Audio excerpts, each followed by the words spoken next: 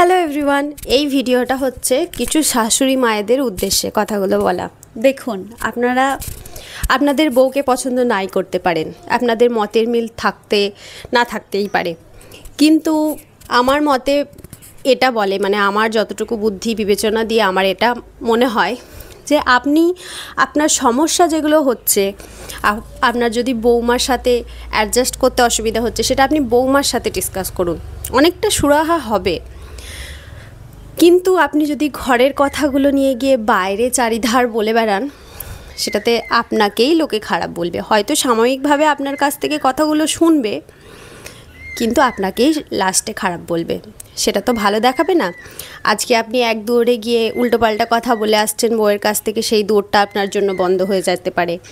আবার পরের দিন অন্য দৌড়ে যাচ্ছেন, সেই দৌড়টাও আপনার জন্য বন্ধ হয়ে যেতে পারে। তো আমার মতে বলে, এদিক ওই দিক বৌমার নিয়ে উল্টো পাল্টা কথা বলার থেকে আপনি বৌমার সাথে সেই কথাগুলো ডিসকাস করুন।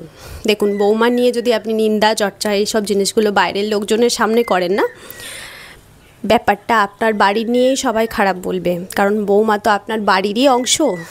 সেই জিনিসটা আপনি বুঝুন।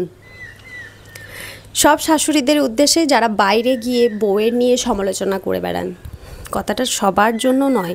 কিছু কিছু শাশুড়ি এরকমও থাকে, হ্যাঁ, বউয়ের সাথে ঝামেলা ঝগড়া অশান্তি হচ্ছে, কিন্তু বাইরে গিয়ে বলে না। আমার দেখাই অনেকগুলো শাশুড়ি আছে যারা বলতে পছন্দ করে না। ঘরের ঝামেলা বাইরে বলে কি করব?